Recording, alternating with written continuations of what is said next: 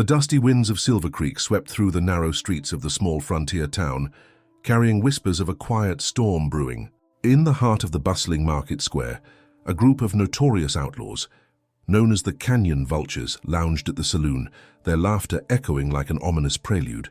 Their reputation was built on fear and lawlessness, and they thrived on intimidating anyone who crossed their path. Among the crowd was 16-year-old Elijah Carter, a determined yet soft-spoken teenager with sharp eyes that mirrored a wisdom beyond his years. Elijah had just finished gathering supplies for his family when the bandits' leader, a rugged and callous man named Jeb Harlow, spotted him. "Hey, boy," Jeb sneered, his voice slicing through the air like a whip. "You look like you're a bit lost." The words froze Elijah in his tracks, but he kept his gaze steady, knowing better than to show fear.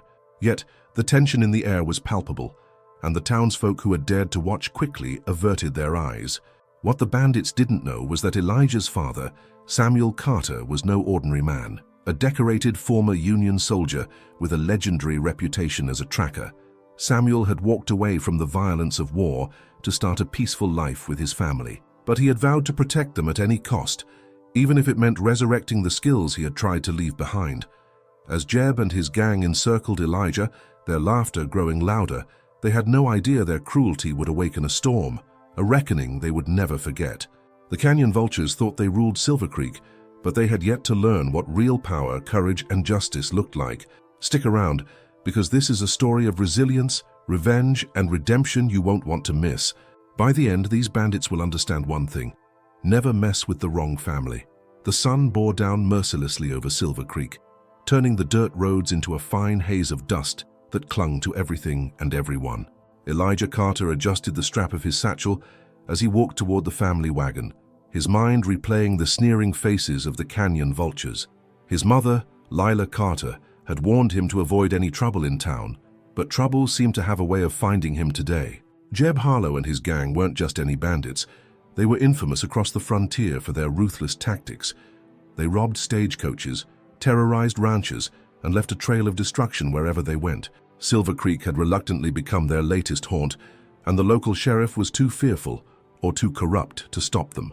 Elijah reached the wagon, his steps quickening as he felt the bandits' mocking gazes following him. He could hear their taunts. "Where you off to in such a hurry, boy?"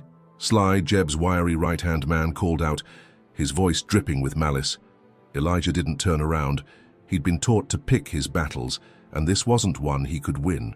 But just as he began to climb onto the wagon, Jeb's voice rang out again, this time sharper. "I asked you a question." The silence in the square was deafening as Elijah froze mid-step. Slowly, he turned, his eyes narrowing as he met Jeb's cold stare. The bandits had risen from their seats, their hands resting on the hilts of their guns. The townsfolk had vanished into the shadows, unwilling to risk the wrath of the vultures. "I'm heading home," Elijah said calmly, his voice steady despite the tension.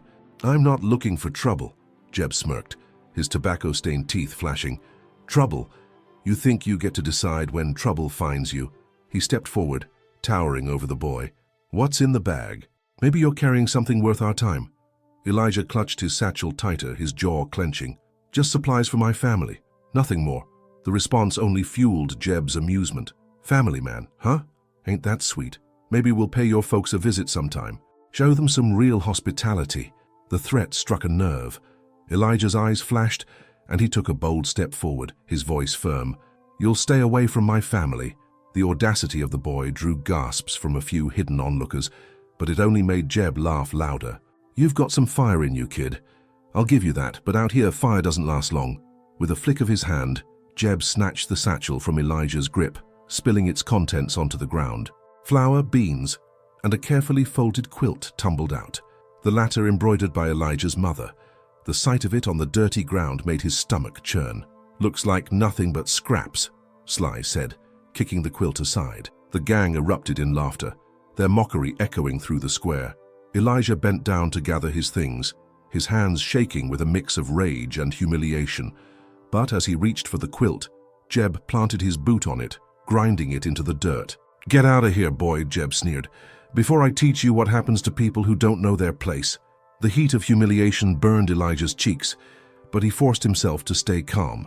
Without another word, He picked up what he could and climbed onto the wagon. The bandits' laughter followed him as he urged the horse forward, each mocking word cutting deeper than the last. As the wagon creaked down the road, Elijah's thoughts turned to his father. Samuel Carter had always told him to rise above the petty cruelty of bullies, to be a better man. But as he gripped the reins, Elijah wondered if there was a limit to how much a man should endure before he fought back. At the Carter homestead, a modest but well-kept ranch on the edge of Silver Creek, Samuel was repairing a broken fence when Elijah arrived. His tall, broad frame seemed to cast a shadow over the land itself. Samuel's hands were rough from years of work, but his eyes held a quiet wisdom that Elijah admired deeply. Lila emerged from the house, her apron dusted with flour. "Elijah, what happened?" she asked, noticing his disheveled appearance and the torn bag on the wagon seat. Elijah hesitated, glancing at his father. "It was the canyon vultures," he admitted. They took my satchel and dumped everything out in the square." Samuel's expression darkened, but he remained silent, his jaw tightening. "They said they might come here," Elijah continued, his voice faltering. "Said they'd show us hospitality." Lila's hand flew to her mouth, her eyes wide with fear. "Samuel, we can't let them—" "We won't," Samuel said firmly, his voice steady. He turned to Elijah, placing a hand on his shoulder. "Go inside, son. Your mother and I need to talk." As Elijah disappeared into the house, Samuel exchanged a look with Lila. "They'll regret setting foot on this land," he said quietly. "I've spent years keeping my past buried, but if they force my hand, they'll find out exactly who they're dealing with." Inside the Carter homestead, the air was thick with tension. Lila paced near the kitchen table, wringing her hands, while Samuel stood at the window, his sharp gaze scanning the horizon. Elijah sat silently at the table, replaying the humiliating encounter with the canyon vultures over and over in his mind. "Samuel, we need to leave," Lila said, her voice trembling. "They're ruthless. They'll come back, and next time, it won't just be taunts and threats." Samuel turned, his voice calm but resolute. "Running won't solve anything. If we leave, they'll only follow us, or move on to another family. Standing up to men like this is the only way to stop them." "Stand up to them?" Lila's voice rose in panic. "How, Samuel? With what? A rifle against an entire gang?" Samuel's face softened as he crossed the room and took Lila's hands in his own. "I promise to protect this family, and I will, but you have to trust me." Elijah watched his parents, his chest tight with frustration. "Maybe if the sheriff won't do a thing," Samuel interrupted, his voice hardening. "He's either too scared or being paid off. This town's law won't protect us. We're on our own." A heavy silence filled the room, broken only by the distant sound of crickets outside. Elijah's fists clenched under the table. "It's not fair. They can do whatever they want and no one stops them." Samuel placed a hand on his son's shoulder, his grip firm but comforting. "Fairness doesn't mean much out here, son. But justice, that's something we can fight for. Sometimes you have to show men like Jeb Harlow that they're not as untouchable as they think." The next morning, Samuel saddled up his horse and rode into the nearby hills. He left without a word, but Elijah noticed the way his father moved with a purpose, as though he was preparing for something. Samuel returned late that afternoon, his horse's saddlebags full of supplies, lengths of sturdy rope, sharpened blades, and other tools that Elijah couldn't quite place. "What's all this for?" Elijah asked, his curiosity piqued. Samuel unloaded the supplies without answering directly. "Preparation," he said simply, "in case the vultures come calling." But Samuel wasn't the only one preparing. In town, Jeb Harlow was seething over his encounter with Elijah. He had built his reputation on fear, and the boy's defiance had been a crack in his armor he couldn't ignore. Jeb leaned back in his chair at the saloon, a cigar clenched between his teeth. "Think the kid's old man is going to try something?" Sly asked, lounging nearby. Jeb's lips twisted into a cruel grin. "Oh, I hope he does. I'd love an excuse to show the town what happens when someone crosses the vultures." Sly chuckled.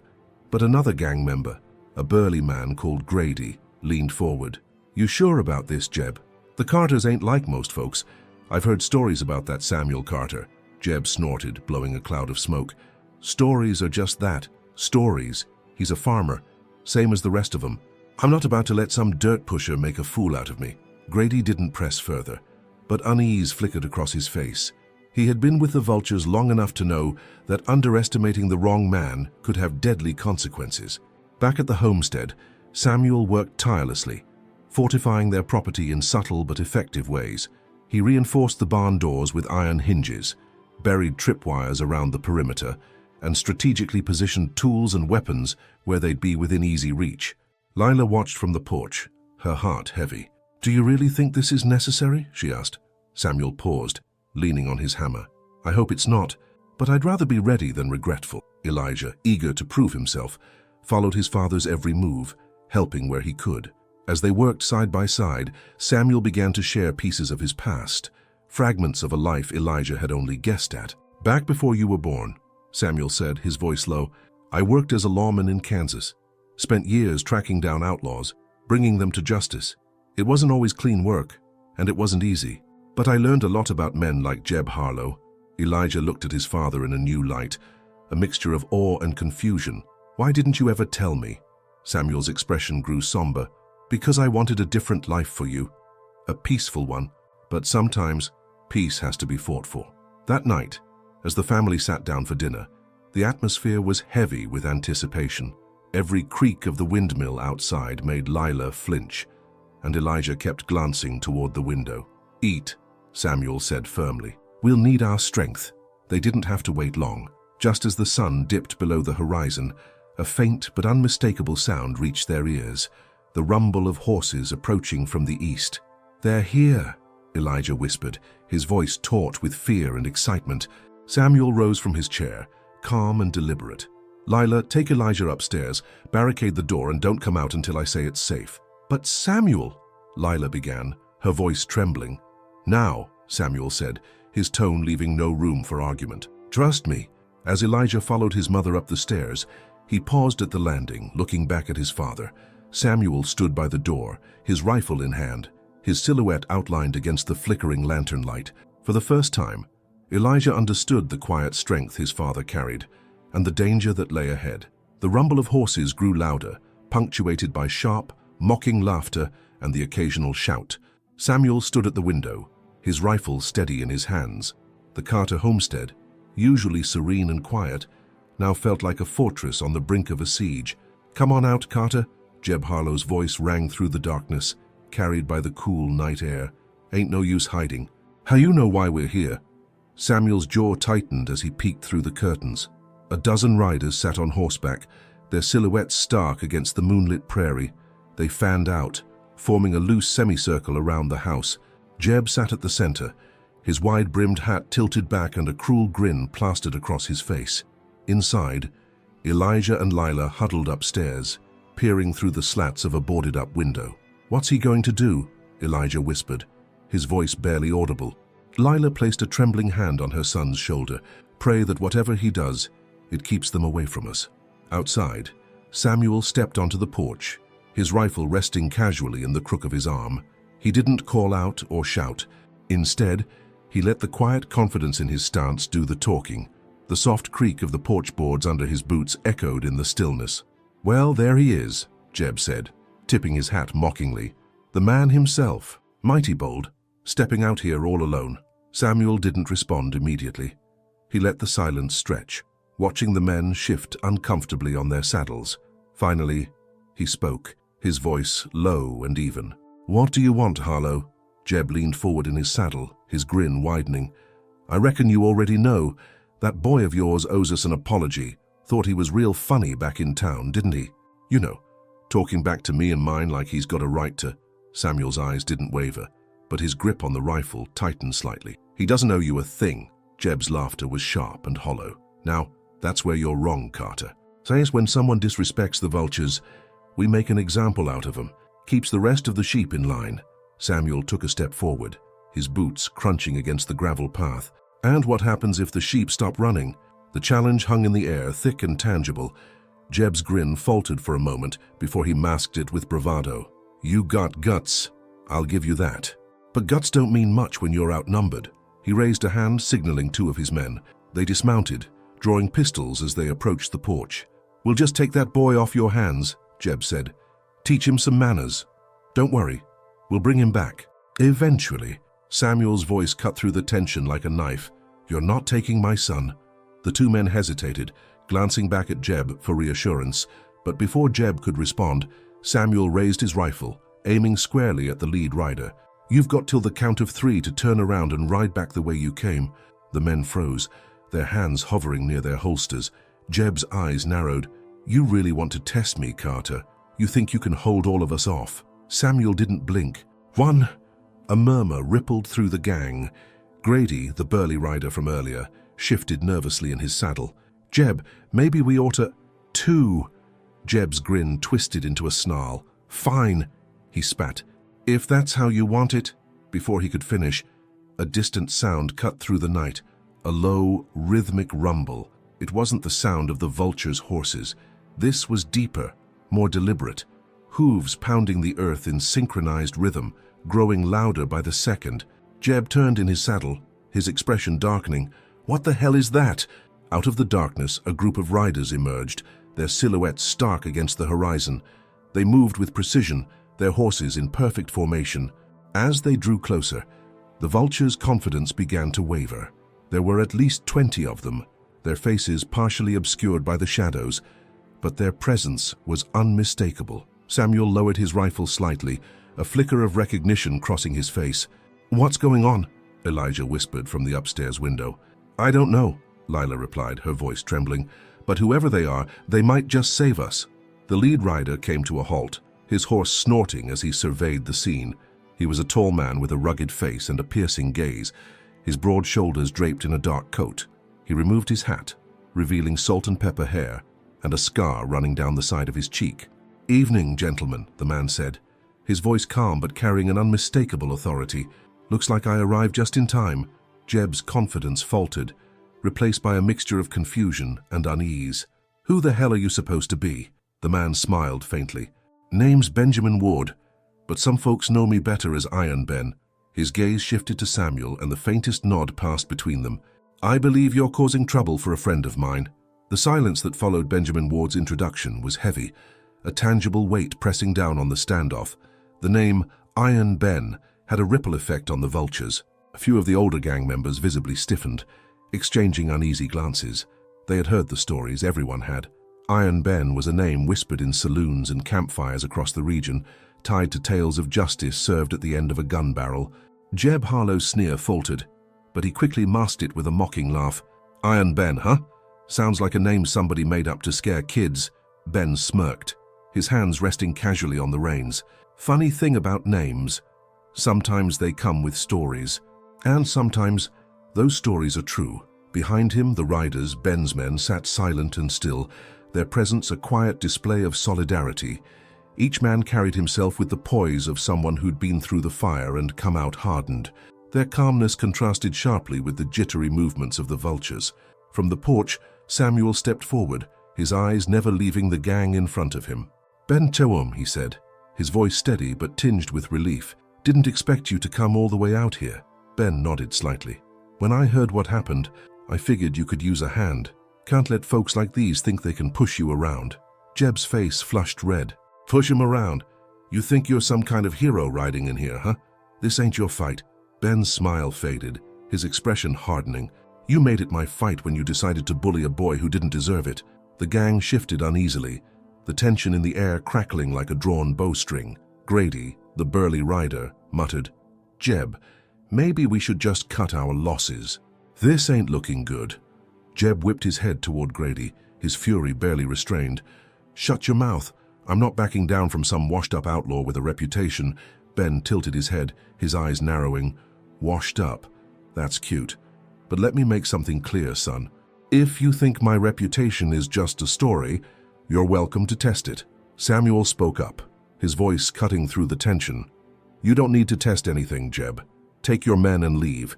No one needs to get hurt." Jeb laughed again, a hollow sound that didn't quite hide the cracks in his confidence. "You think this is over? You think bringing some old man and his posse is going to scare me off?" He turned in his saddle, glaring at his gang. "Mount up. We'll be back when these fools aren't around." The vultures hesitated. Their loyalty to Jeb now weighed against the unease Ben and his men had stirred in them.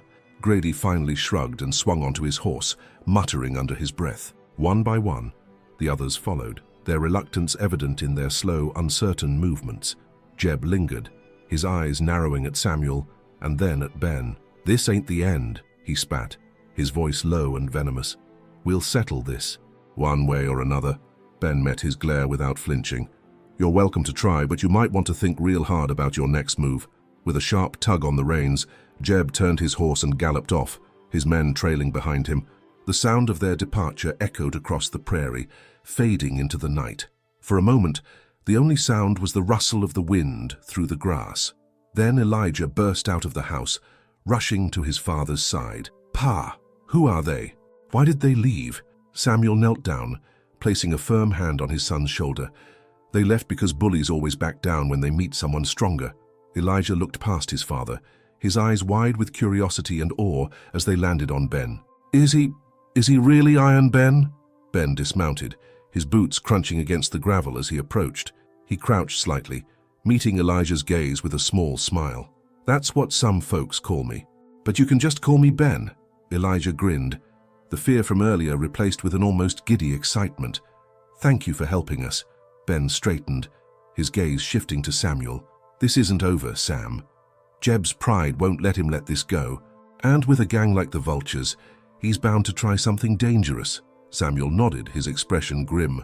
"I figured as much." Ben turned, gesturing to his men. "We'll set up camp nearby.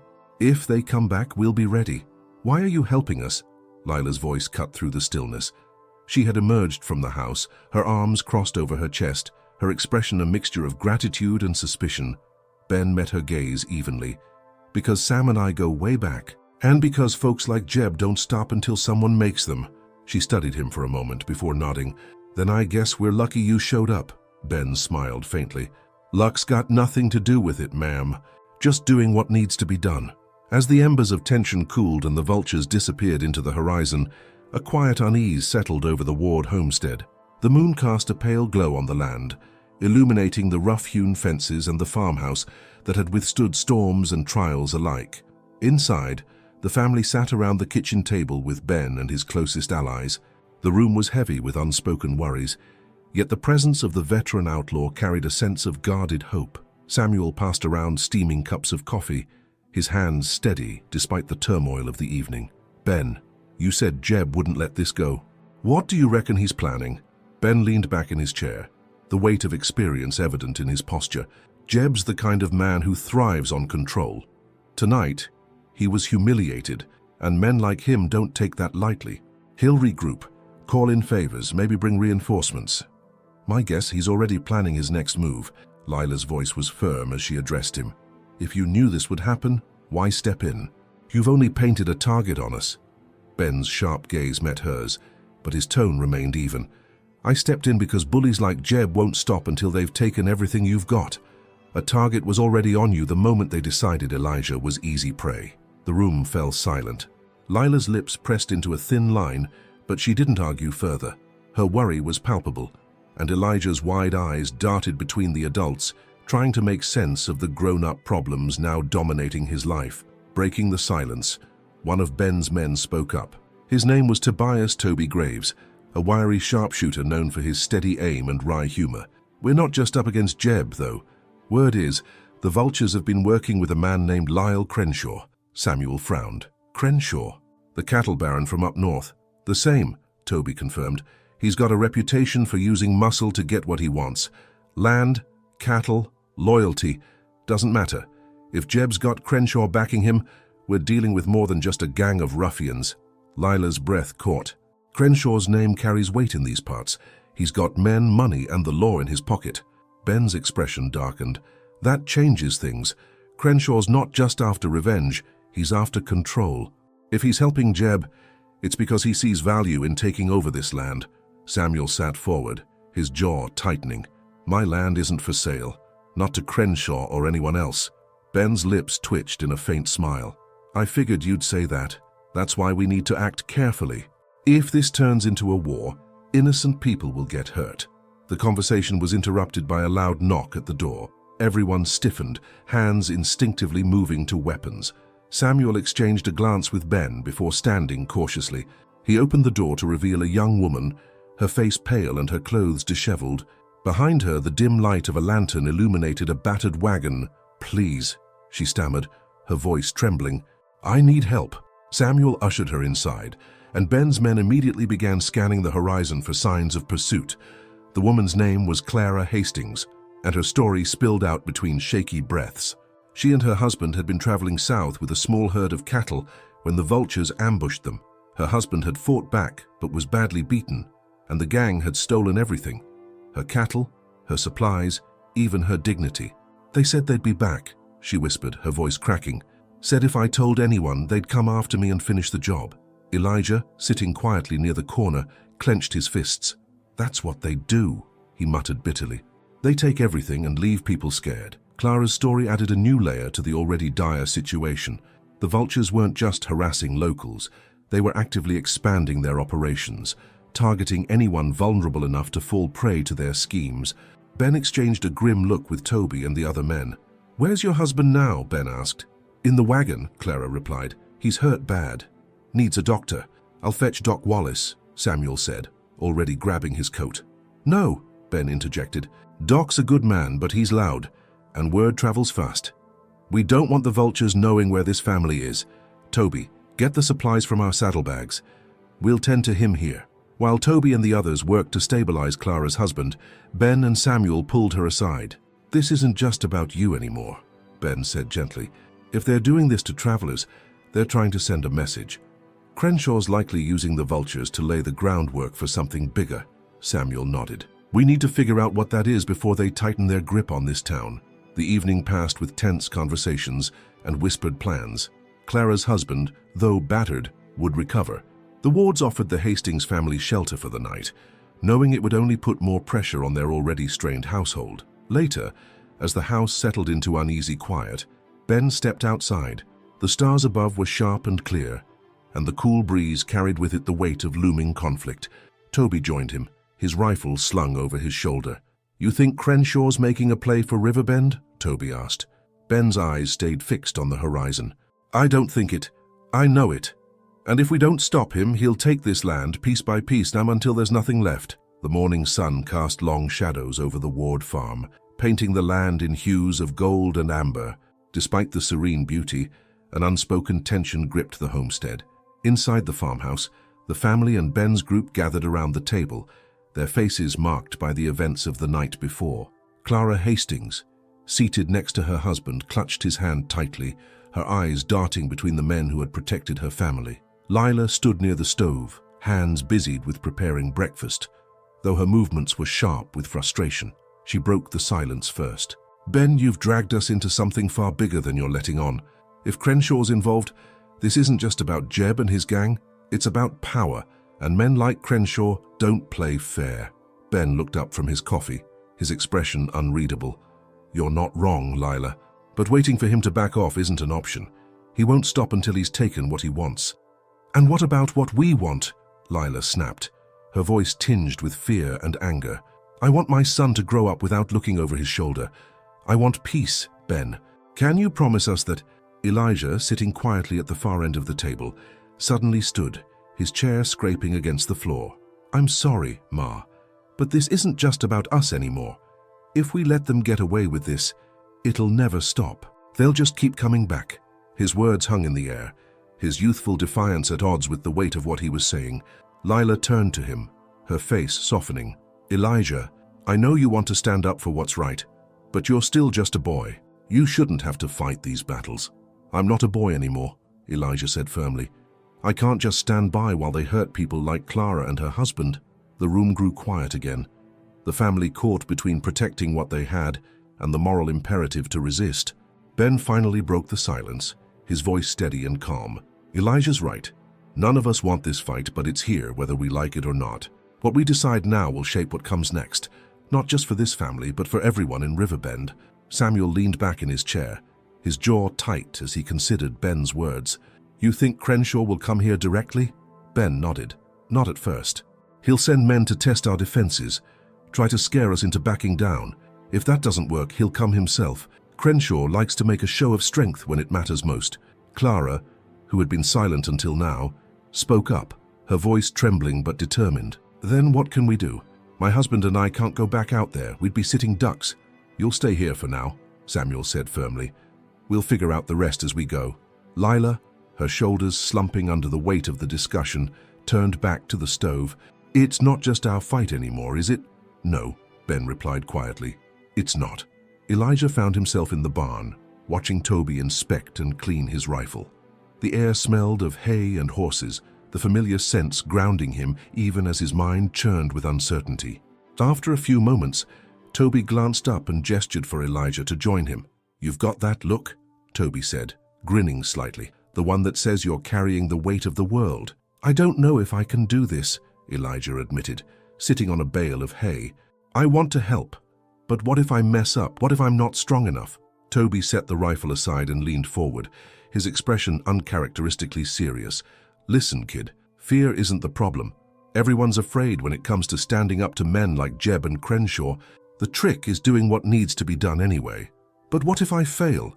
You will, Toby said bluntly, earning a surprised look from Elijah. Everyone does, sooner or later. The important part is what you do after. Do you get back up? Do you learn from it? That's what makes a man. Elijah absorbed the words, his youthful bravado tempered by the honesty of the conversation. Did you ever fail? Toby chuckled. More times than I can count, but here I am, still standing. The two sat in silence for a moment, the barn's quiet punctuated by the occasional snort from the horses. It was a moment of calm amidst the storm, a chance for Elijah to find his footing. Back in the farmhouse, Lila and Samuel prepared dinner, while Ben and his men reviewed maps of the surrounding area, strategizing for the inevitable confrontation. The tension between Lila and Ben simmered beneath the surface, their unspoken fears creating a fragile truce. At the table, Clara approached Lila, her voice low. I know you're worried about your son, I'd be too, but he's strong, Lila, stronger than you think. Lila's hands stilled as she turned to Clara. I just want him to have a chance at a normal life, not one filled with fear and violence. Clara nodded, her expression empathetic. That's what we're all fighting for, isn't it? A chance to live without fear. Maybe this is his way of helping to make that happen. Lila's eyes shimmered with unshed tears, but she nodded. Maybe you're right. The group gathered around the table as the meal was served, their conversations quieter but no less determined. The bonds between them were solidifying, forged in the heat of shared struggle. Outside, the distant sound of hoofbeats broke the quiet, a chilling reminder that the vultures and their new allies were never far away.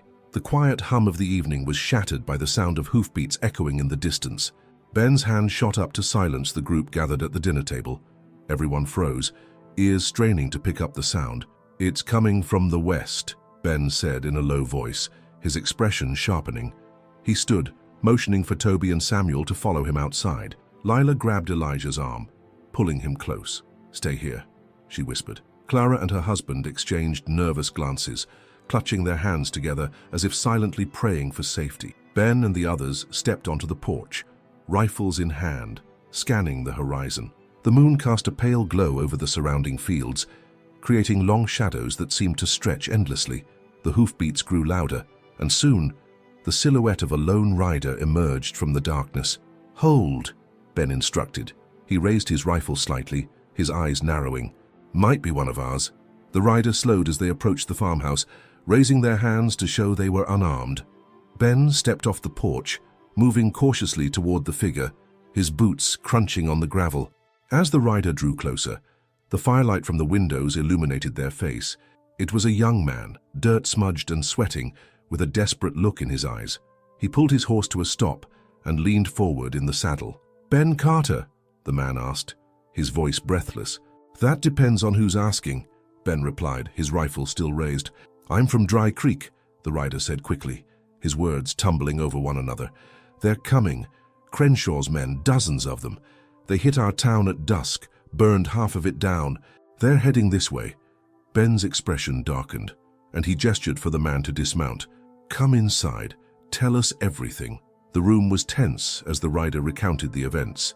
They came in like a storm, he said, his voice trembling. Jeb's gang and others. More men than I'd ever seen, all armed to the teeth. They didn't just take what they wanted, they sent a message. Said anyone helping Ben Carter would suffer the same fate. Lila's face turned pale, and she looked at Ben. They're burning towns just to get to you. Ben's jaw tightened, his hands clenched into fists. Crenshaw's trying to scare people into turning on us. He knows fear can be just as powerful as a bullet. The rider nodded. They're spreading out, setting up camps along the main road, but they're not moving fast. It's like they're waiting for something. Or someone, Toby added grimly. Samuel leaned forward, his voice low. What about the sheriff in Dry Creek? Did he do anything to stop them? The young man shook his head. Sheriff's dead. They shot him in the street, made an example of him. A heavy silence fell over the room. Ben stood and began pacing, his mind racing. If they're camping along the road, they're planning to draw us out. They want us to make the first move. Then we don't, Samuel said firmly. We dig in here, fortify, and make them come to us. Ben stopped pacing and turned to Samuel. That's what they want too. If we're boxed in, they'll burn us out just like Dry Creek. Then what do we do? Lila asked, her voice trembling. Ben glanced around the room, his gaze lingering on each person. We play this smart. Crenshaw's men are big, loud, and overconfident. That's their weakness. We use the terrain to our advantage. Pick them off in smaller groups before they can gather their full force. After the rider had been fed and given a place to rest, the group convened in the barn to finalize their plans. Ben spread a map of the area on a makeshift table, pointing to key locations. They'll expect us to defend the farmhouse, he said, his finger circling the property, so we won't. We'll set traps along the western road and draw them into an ambush here. He pointed to a narrow pass lined with rocky cliffs. It's the perfect choke point. Limited visibility. No easy escape. Won't they see that coming? Toby asked, leaning over the map. They're too used to charging in and overwhelming their enemies, Ben replied. They'll assume they have the upper hand. Samuel crossed his arms. What about their camps? They're bound to have sentries. We'll need a diversion, Ben said, looking at Toby. Something to keep them occupied while we set up the ambush. Toby grinned. I've got just the thing. As the plans took shape, Elijah stepped outside to clear his head. The moon was high now, casting its silver light over the fields. He wandered to the edge of the property, where the land sloped down toward the woods. That's when he saw it, a flicker of movement at the tree line. He froze, his heart pounding. Squinting, he could make out the figure of a man standing just beyond the shadows. The man was tall, dressed in dark clothing and watching the farmhouse intently. Elijah, Lila's voice called softly from behind him, startling him. He turned to see her approaching, but when he looked back toward the trees, the figure was gone. What is it? Lila asked, concern etched on her face. I thought I saw someone, Elijah said, pointing to the woods. Lila frowned, her eyes scanning the tree line. Come inside. We can't take any chances. As they walked back to the farmhouse, Elijah couldn't shake the feeling that whoever or whatever he had seen wasn't done watching. As dawn broke over the farm, the atmosphere was heavy with anticipation. The group had spent the night preparing for the impending assault, setting traps, positioning supplies, and finalizing their strategies. The earlier sighting at the tree line still weighed on Elijah's mind, though he hadn't mentioned it to anyone else. Instead, he focused on the tasks assigned to him, determined not to be a burden. Inside the barn, Ben and Samuel went over the map one last time. Lila hovered nearby, her worry evident despite her efforts to hide it. How many men are we really up against? She asked. Samuel sighed, scratching his beard. If the riders' count was accurate, at least 30 in the first wave, maybe more if Crenshaw rallies his allies. Lila frowned, her gaze flicking to the farmhouse. And we're just supposed to trust that our traps and ambushes will be enough. Ben placed a reassuring hand on her shoulder. It's not just the traps, Lila. It's us. We know this land better than they ever will. That gives us an edge. She nodded, but remained unconvinced. And what about the boy? He's just a kid, Ben. He shouldn't even be here. Ben's expression hardened. Elijah's stronger than you think. He's got a fire in him. He reminds me of... He stopped, his jaw tightening. He'll be fine. Lila studied Ben's face for a moment before stepping closer. You still think about her, don't you? Ben's eyes dropped to the map. Every day. But right now, we've got to focus on what's in front of us. Elijah sat alone at the edge of the fields, sharpening a small blade Ben had given him. The rhythmic motion helped calm his nerves, though his mind raced with thoughts of what lay ahead. He felt a presence beside him and looked up to see Toby sitting down, his rifle slung over one shoulder. You're good with that, Toby remarked, nodding to the blade. Elijah shrugged. Ben showed me how... He said a dull blade's just as dangerous to the wielder as it is to the enemy. Toby chuckled. Sounds like Ben. He's always got a lesson tucked into everything. Elijah hesitated, then asked, "Were you scared your first time?" "You know, in a fight." Toby's smile faded, and he stared out at the horizon. "Terrified," he admitted. "But I learned quick that fear doesn't mean you're weak. It just means you're human. The trick is not letting it stop you." Elijah nodded, his grip tightening on the blade. "I just don't want to let anyone down." "You won't," Toby said firmly. "You've got more guts than most men twice your age. Just remember, it's not about being the fastest or the strongest. It's about keeping your head." As preparations continued, Ben noticed a figure approaching the farmhouse from the direction of the woods. His rifle was in his hands instantly, but as the figure drew closer, he recognized an old face. Josiah Green, a former tracker and occasional informant known for his knowledge of the area. "Josiah!" Ben called out, lowering his rifle but remaining on guard. The wiry man, dressed in tattered clothes and with a perpetual twitch in his eye, raised a hand in greeting. "Ben Carter. Still causing trouble, I see." Ben motioned him toward the barn. "What brings you here?" Josiah glanced around, his eyes sharp. "Word travels fast. I heard Crenshaw's making moves, and it didn't take much to figure he'd be aiming for you." "What do you know?" Ben asked, cutting to the chase. Josiah leaned in, his voice low. "Crenshaw's got more than just guns and men this time. He's been meeting with someone who knows the land as well as you do, a local." Ben's jaw clenched. "You're saying he's got a tracker?" "Not just any tracker," Josiah said grimly. "Matthew Granger. The best there is." The name sent a ripple of unease through the group. Granger was a legend in the region, known for his ability to move unseen and strike with deadly precision. If he was working with Crenshaw, the stakes had just risen. Ben nodded slowly. "Thanks for the warning, Josiah. You're welcome to stay, but I'm guessing you're not much for sticking around." Josiah grinned. "You know me too well. Just figured you'd want to know what you're up against. Good luck, Ben. You'll need it." That evening, the group gathered around the map once more. The revelation about Granger had shifted their priorities. "He'll know every weak spot on this land," Samuel said. "If we're not careful, he'll use it against us." Ben studied the map, his mind racing. "We'll have to play him at his own game. Set up decoys, false trails, anything to throw him off. We've got to make him question his instincts." Toby frowned. "What about the rest of the gang? They won't wait while Granger plays hide and seek." "We'll need to divide them," Ben said. "Hit their smaller groups first. Force them to spread out even more. It'll make Granger's job harder." Lila looked at Elijah, who had been quietly listening. "And what about him? Where does he fit into all this?" Ben met Elijah's gaze. "He'll be with me." Elijah straightened, surprised. "Me? Why?" "Because I need someone I can trust," Ben said, "and because it's time you saw what you're really capable of." As the group dispersed to finalize their tasks, the sense of unease lingered. The night seemed darker than usual, the air heavy with the promise of violence. Lila sat by the fire, watching the flames dance and crackle, while Elijah lay awake in the loft, clutching the blade Toby had helped him sharpen. Out in the woods, unseen eyes watched the farmhouse. Matthew Granger knelt in the shadows, his expression unreadable as he observed the comings and goings of Ben's crew. He smirked, rising silently and disappearing into the night. The trap was set, but for whom? The following morning arrived heavy with tension, as though the land itself braced for the inevitable storm. The group was scattered across the farm, each member stationed strategically to maximize their chances of surviving what was to come. Ben, ever the tactician, walked the perimeter one last time, making slight adjustments to their traps and defenses.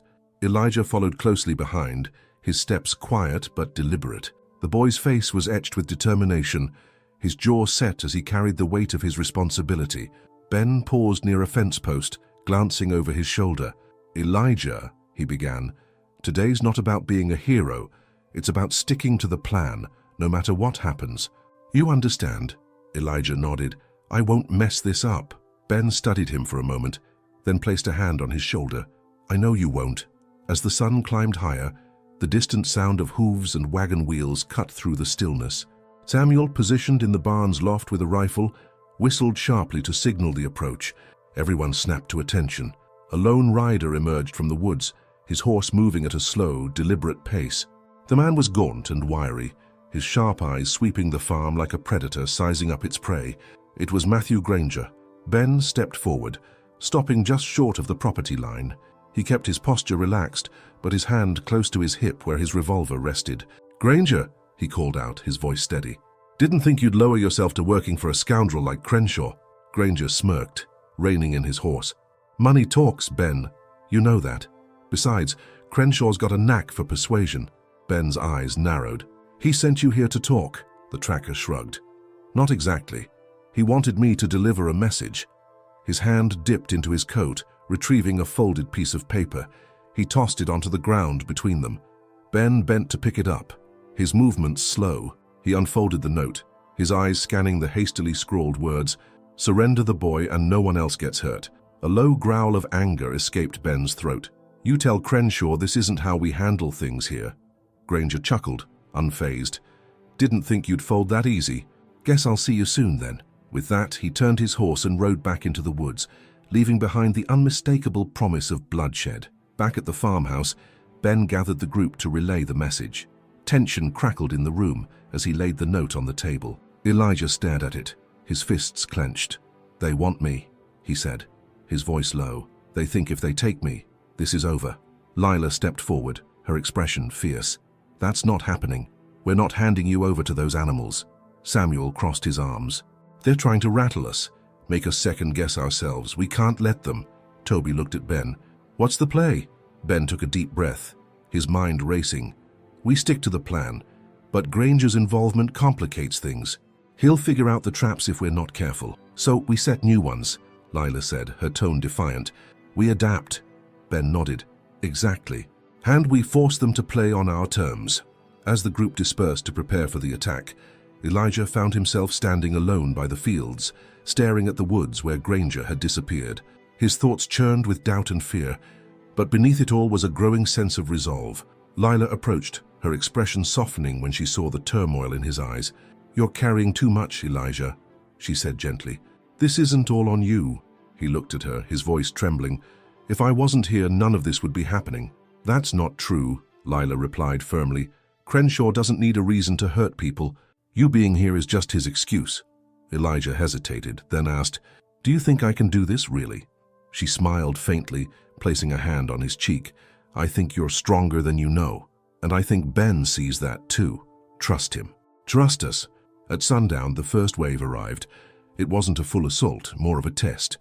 A handful of Crenshaw's men emerged from the tree line, their weapons drawn as they advanced cautiously. They didn't know about the pitfalls Ben had set along the perimeter.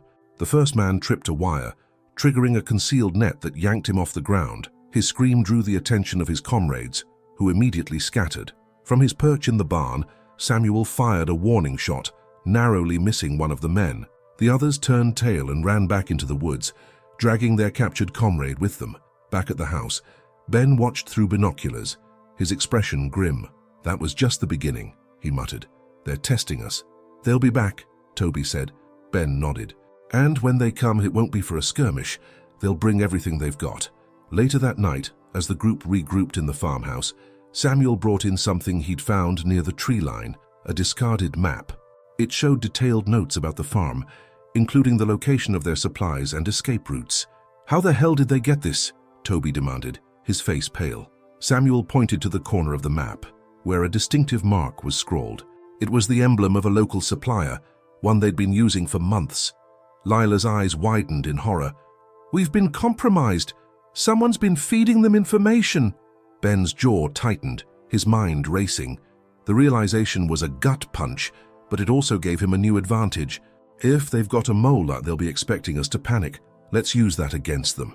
As the night deepened, the group worked tirelessly to adjust their defenses, knowing the real battle was on the horizon. The quiet of the night was broken only by the faint rustling of leaves and the occasional hoot of an owl. Inside the farmhouse, the group gathered around the kitchen table, their faces illuminated by the dim glow of a lantern. The tension was palpable, the weight of the looming confrontation pressing down on everyone. Ben laid the map Samuel had recovered on the table, his finger tracing the lines and marks Crenshaw's men had added. "They know our layout," he said grimly. "That means they'll come at us from angles we aren't prepared for." Samuel leaned in, his eyes scanning the map. "What's the plan, then? They've got numbers and firepower. We've got what?" A handful of traps. Ben looked at him, his voice steady. We've got something they don't. Our wits and our resolve. They're coming here cocky, thinking we're cornered. That's their weakness. Lila tapped the edge of the map with her finger. If they're expecting us to defend the house, maybe we make it look like that's where we're strongest. Ben nodded, a plan forming in his mind. Exactly. We fortify the house as a decoy, but our real defenses will be out here. He pointed to a section of the fields near the barn. We'll draw them in, split them up and pick them off. Divide and conquer, Samuel said with a grin. I like it. Elijah, who had been quietly observing, spoke up. What about the mole? If they've been feeding Crenshaw information, they'll know this too. Ben's expression darkened. That's why we keep the final details in our heads. No more written plans. If anyone spills this, it'll be obvious who. The room fell silent for a moment, the gravity of Ben's words sinking in. They were gambling on trust, and that was a dangerous game. The next morning, the group worked tirelessly to set up their new defenses. False fortifications were built around the house, stacks of crates and barrels arranged to look like cover. Meanwhile, the real traps were laid in the fields, hidden pits, tripwires connected to makeshift explosives, and barricades designed to funnel the attackers into narrow choke points. Lila worked alongside Elijah to rig the barn with additional surprises. She handed him a spool of wire, her expression serious. This triggers the last line of defense. If they make it this far, we're out of options. Elijah hesitated, the weight of the responsibility clear in his eyes. Do you think we can win this? Lila placed a reassuring hand on his shoulder.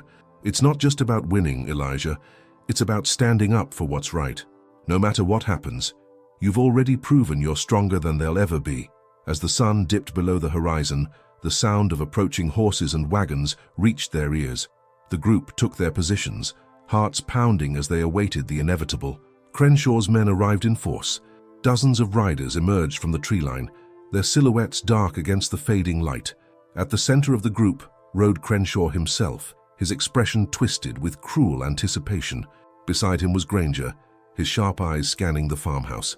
Crenshaw raised a hand, signaling his men to stop. He called out, his voice booming across the open field. Ben Harper, I know you're in there. You've got one last chance to hand over the boy and walk away with your lives. From his position behind the barn, Ben gripped his rifle tightly. You'll get nothing from us, Crenshaw. Turn back while you still can. Crenshaw chuckled, shaking his head. I was hoping you'd say that. Boys, tear it down. With a wave of his hand, the attack began. Riders charged forward, guns blazing as they aimed for the farmhouse. The decoy defenses took the brunt of the assault, the crates and barrels exploding into splinters under the barrage. As Crenshaw's men closed in, Ben gave the signal. Hidden tripwires were triggered, setting off a series of small explosions that threw dirt and debris into the air. Several riders were thrown from their horses, chaos erupting in their ranks. Samuel, perched in the barn's loft, picked off attackers with deadly precision, his rifle crackling in the night. Lila and Elijah worked in tandem, guiding the attackers into the fields where more traps awaited. Crenshaw, still at the tree line, barked orders, trying to regain control. Push through, they're just farmers. But his men hesitated, their confidence shaken by the unexpected resistance. Granger, watching the chaos unfold, suddenly dismounted his horse. He moved toward the farmhouse, his gaze sharp and calculating. Ben spotted him and climbed down from his position to intercept. As they met in the shadow of the house, Granger smirked. Didn't think you'd last this long, Harper, but you know how this ends. Ben raised his rifle. Not if I have anything to say about it. Granger's smirk widened. You're good, Ben, I'll give you that, but you've got a rat in your midst. Before Ben could respond, a figure stepped out of the shadows behind him.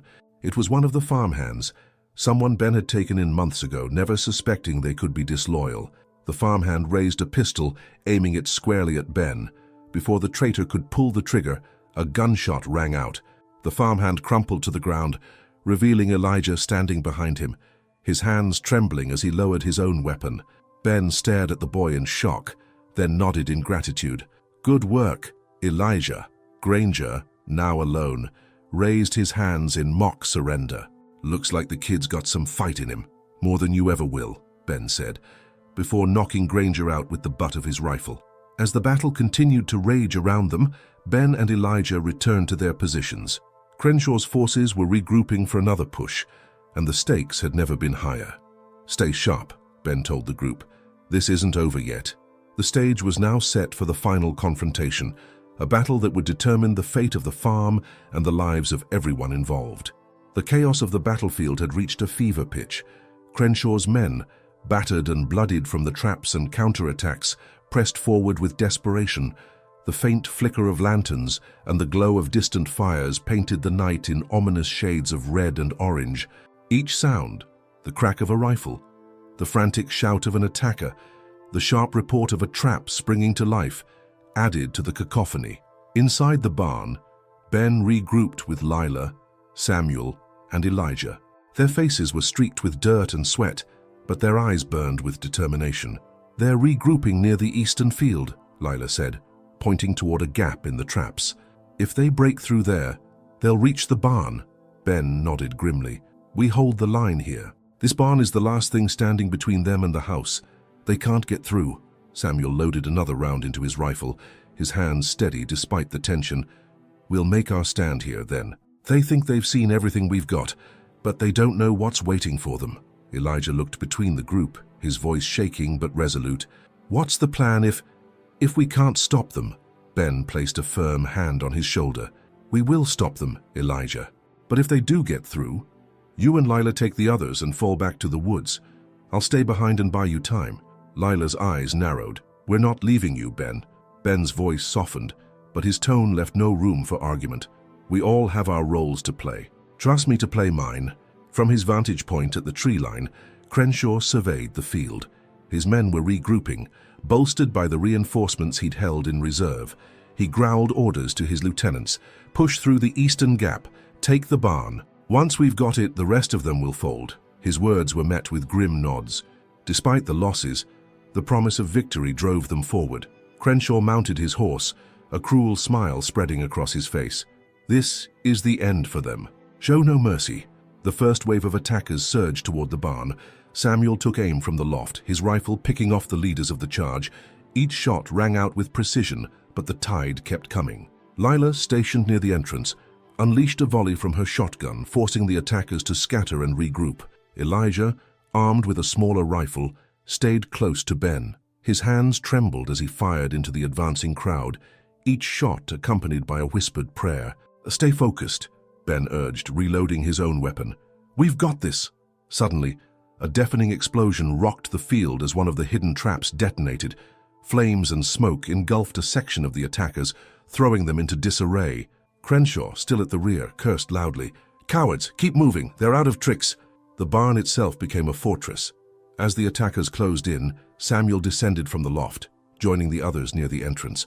The group fought side by side, their unity and coordination keeping the attackers at bay. But the relentless assault was taking its toll. Ammunition was running low, and the barricades were beginning to give way. Lila glanced at Ben, her voice tight with urgency. "We can't hold this forever." Ben's eyes darted around the barn, calculating their next move. His gaze landed on the dynamite they'd stored earlier, a last resort. He turned to Samuel. "Think you can rig that to blow, but give us enough time to get clear." Samuel's lips curved into a grim smile. "You bet I can." Sensing that his men were faltering, Crenshaw spurred his horse forward, leading a second wave of attackers himself. He shouted commands, rallying his men for one final push. As he approached the barn, he called out to Ben, "This is your last chance. Harper, surrender and I'll let the boy live. Resist and I'll bury you all." Ben stepped out of the barn, his rifle in hand. His voice carried over the din of battle. "You've already lost, Crenshaw. You just don't know it yet." Crenshaw sneered, raising his pistol. Big words for a dead man. Before he could fire, Samuel detonated another trap, engulfing Crenshaw's position in smoke and debris. The horse reared, throwing Crenshaw to the ground. His men hesitated, unsure whether to advance or retreat. Crenshaw struggled to his feet, his face twisted with rage. He grabbed a discarded rifle and advanced toward the barn on foot, his focus locked on Ben. Inside, Samuel finished rigging the dynamite. He handed the fuse to Ben. "It's set. Light it, and we've got 30 seconds to clear out." Ben nodded, his grip tightening on the fuse. "Get everyone to the woods." Lila and Elijah began ushering the others out, but Ben stayed behind, his eyes fixed on the approaching Crenshaw. "You're not walking out of here, Harper!" Crenshaw roared. "I'll see you burn with this place." Ben stood his ground, the fuse in one hand and his rifle in the other. He waited until Crenshaw was within range before speaking. "You underestimated us, Crenshaw. That was your first mistake. Your second was thinking fear could beat resolve." With that, Ben lit the fuse and turned T, running for the back exit. As Ben cleared the barn, the dynamite detonated, engulfing the structure in a massive fireball. The shockwave knocked Crenshaw and his remaining men off their feet, scattering them across the field. The survivors, demoralized and leaderless, began to flee, their will to fight broken. Those who remained were quickly subdued by the remaining defenders. From their position in the woods, Lila and Elijah watched the explosion, their faces etched with concern. Relief washed over them as Ben emerged from the smoke, battered but alive. The battle was over, but the scars of the night would linger. Crenshaw's reign of terror had been ended, but at great cost. The group regrouped, their victory tempered by the weight of what they had endured. The battlefield was eerily quiet after the explosion. Smoke drifted lazily into the night sky, and the faint glow of the burning barn cast long, flickering shadows across the field. For a moment, it seemed as if the night itself was holding its breath, waiting to see what would come next. Ben stumbled out of the smoke, coughing and clutching his side where a piece of debris had grazed him. His clothes were singed, and his face was streaked with soot, but his eyes burned with the fire of survival. Behind him, the remnants of Crenshaw's gang were scattering, their morale shattered. Those who hadn't fled were either captured or incapacitated, lying groaning in the dirt. From the woods, Lila, Elijah, and the others emerged cautiously, their weapons still at the ready. The sight of Ben standing tall amidst the wreckage brought a collective sigh of relief. "Ben!" Lila called, running to him. Her voice cracked with emotion as she reached his side. "You're alive." "Of course," Ben said with a faint grin, though his voice was hoarse. "Takes more than Crenshaw to take me down." But the moment of relief was short-lived. From the direction of the blast, a figure emerged, limping but unbowed. Crenshaw. His face was bloodied, his coat scorched, and one arm hung limp at his side, but his eyes burned with unbridled hatred. In his good hand, he gripped a revolver. The metal gleamed under the firelight, and its barrel was pointed directly at Ben. "This isn't over," Crenshaw rasped, his voice dripping with venom. "You think you've won? I'll show you what victory costs." Lila stepped in front of Ben, her own weapon raised. "Put it down, Crenshaw. It's over." Crenshaw laughed, a sound filled with bitterness and defiance. "You don't get it, do you? Men like me don't lose. If I go down, I'll take as many of you with me as I can." Before anyone could react, Crenshaw fired. The shot rang out, echoing across the field. Time seemed to slow as the group froze, watching the bullet's path, but the shot never found its mark. A second crack split the air, and Crenshaw staggered backward, the revolver falling from his hand. A thin trickle of blood appeared on his shoulder as he dropped to his knees, his strength finally giving out. Standing a short distance away, rifle in hand, was Elijah. His hands trembled, and his face was pale, but his eyes were steady. "I told you to stay away," Elijah said, his voice barely above a whisper. His aim remained locked on Crenshaw, though the bandit leader was no longer a threat. The silence that followed was deafening. Even Crenshaw seemed stunned, his defiance drained as he slumped to the ground, clutching his shoulder. Ben approached slowly, motioning for Lila to stay back. He crouched in front of Crenshaw, looking him in the eye. "It's over. Crenshaw, call off your men, if there are any left, and maybe we'll let you walk out of here alive." Crenshaw chuckled weakly, shaking his head. "You think this ends with me? There'll always be more. Men like me, we don't disappear." Ben's expression hardened. "Maybe not, but tonight, this town starts taking its life back." As if on cue, the sound of horses and boots reached them. Sheriff Tanner and a group of deputies emerged from the darkness, rifles at the ready. They had been held at bay earlier in the night, but the explosion and the sight of fleeing bandits had drawn them to the scene. Tanner took in the wreckage and the defeated Crenshaw with a grim nod. "Looks like you folks did most of the work for us. Make sure it counts," Ben said, standing. He gestured to Crenshaw.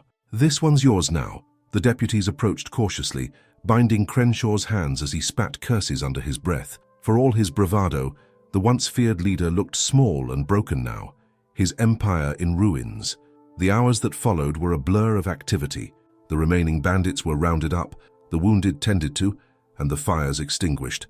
The townsfolk emerged from their homes, gathering near the barn's smoldering remains to survey the aftermath. Ben addressed the crowd, his voice strong despite his exhaustion. "This isn't just a victory for us. It's a new beginning. We stood together tonight, and we proved that this town belongs to us, not to them." The crowd erupted in cheers, a sound filled with relief, gratitude, and hope. For the first time in years, they felt the weight of fear lifting from their shoulders. As the crowd dispersed, Ben found himself alone with Lila and Elijah. The boy stood a little taller now, his rifle slung across his shoulder. "You did good out there, Elijah," Ben said, his tone warm. "You saved lives tonight." Elijah nodded, his expression thoughtful. I couldn't let him hurt anyone else." "You didn't just stop him," Lila added, placing a hand on Elijah's shoulder. "You showed him, and everyone else, what real courage looks like." For a moment, the three of them stood in silence, watching as dawn began to break over the horizon. The light revealed a town battered but not broken, its people weary but resolute. Ben looked at his family, a faint smile on his lips. "We've got a lot of work ahead of us, rebuilding, repairing, but I think we've got a good start." Lila smiled back, her eyes shining with pride. "This town has us. That's all it needs." As the first rays of sunlight touched the land, Ben felt a deep sense of peace. They had faced the storm, and they had come out stronger. Whatever challenges lay ahead, they would face them together. As the sun climbed higher into the sky, Riverbend stirred with the promise of a new day. The events of the night before were still fresh in everyone's minds, but for the first time in years, the air felt lighter, as if the weight of oppression had finally been lifted. Ben stood on the porch of his home, the wooden planks creaking softly beneath his boots. In the distance, he could see people bustling about the town square, cleaning up debris, repairing broken windows, and laughing together. The scars of the battle were visible, but so was the resilience of the community. This was more than a victory, it was a rebirth. Lila stepped out onto the porch, holding 2 mugs of steaming coffee. She handed one to Ben, her eyes scanning the town. "They're rebuilding already," she said, her voice tinged with pride. Ben nodded, sipping his coffee. "They've been waiting for this moment for a long time. We gave them a reason to believe again." Elijah appeared a moment later, his rifle slung across his back. He looked older somehow, as though the events of the night had forced him to grow up overnight. "Morning," he said, his voice steady but quiet. Ben turned to him with a faint smile. "Morning. You sleep." "Some," Elijah admitted. He leaned against the railing, gazing at the town. "Do you think they'll come back? Crenshaw's men, I mean." Ben's expression grew serious. "It's possible, but if they do, they'll find a town ready to fight back. And they'll know we won't let them win." Elijah nodded slowly, the weight of those words settling on his shoulders. "Good. I don't want anyone else to go through what we did." As the three of them stood in comfortable silence, Sheriff Tanner rode up the dirt road toward the house. Dismounting, he tipped his hat to the family. "Morning, folks." "Tanner," Ben greeted, extending a hand. The sheriff shook it firmly. "I wanted to thank you for everything. Without you, this town would have stayed under Crenshaw's thumb." "It wasn't just me," Ben said, glancing at Lila and Elijah. "It was all of us. The whole town stood up last night." Tanner smiled, his face weathered but kind. "Still, someone had to lead the charge. And you did that. Crenshaw and his men are in custody, and we're working with nearby towns to make sure his network is dismantled for good." "That's a relief," Lila said, her shoulders visibly relaxing. "But what about the rest of the gang? The ones who ran?" "They'll think twice before coming back," Tanner assured them. "And if they do, we'll be ready." Later that day, the town held a gathering in the square. People of all ages came together to celebrate their newfound freedom and honor the bravery of those who had fought to protect it. Tom, the store owner, stood on a makeshift stage, his voice steady as he addressed the crowd. "We've been through a lot," he said, his eyes sweeping over the gathered faces. "But last night we proved that this town belongs to us, not to them. And it's all thanks to the people who stood up when it mattered most." The crowd erupted in cheers, their voices echoing off the nearby hills. Ben felt a twinge of embarrassment as all eyes turned to him, but he nodded humbly in acknowledgement. "Let's hear it for Ben, Lila, Elijah, and everyone who fought for Riverbend," Tom called. Elijah glanced at his father, his cheeks flushed. "Didn't expect to be a hero," he muttered. Ben chuckled, clapping a hand on his son's shoulder. "Heroes don't expect it, son. They just do what needs to be done." As the festivities continued, people approached Ben and his family, thanking them, sharing stories, and offering their support. There was laughter, tears, and a sense of unity that hadn't been felt in years. Lila pulled Ben aside at one point, her expression thoughtful. "You know, this town owes you more than they'll ever be able to repay." Ben shook his head. "They don't owe me anything. I did what anyone would do for their home and their family." "Well," Lila said with a sly smile, "it's a good thing we're staying then, because it looks like you're stuck being their hero." Ben laughed, the sound genuine and unburdened. "I suppose I can live with that." As the sun began to set, casting the town in a warm golden glow, Ben stood on the stage to address the crowd one final time. "This isn't the end of our fight," he said, his voice carrying over the square. "There will always be challenges, and there will always be people who want to take what we've built. But we've shown that when we stand together, there's nothing we can't overcome." The crowd cheered, their applause thunderous. "And remember," Ben continued, his tone softening, "this victory isn't just ours. It's for every town, every family, and every person who's ever had to stand up to something bigger than themselves. Let's make sure they know they're not alone." As the applause swelled, Ben stepped back, feeling a profound sense of purpose. With the fires extinguished and the town's spirit reignited, the people of Riverbend were ready to face whatever came next.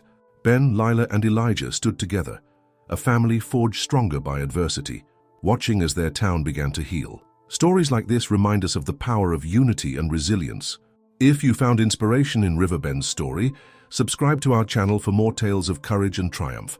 Share this story with someone who could use a reminder that no challenge is insurmountable when people come together. And as always, stay tuned for the next chapter of courage and hope. The screen fades to black, leaving the viewer with a sense of closure and anticipation for the next story.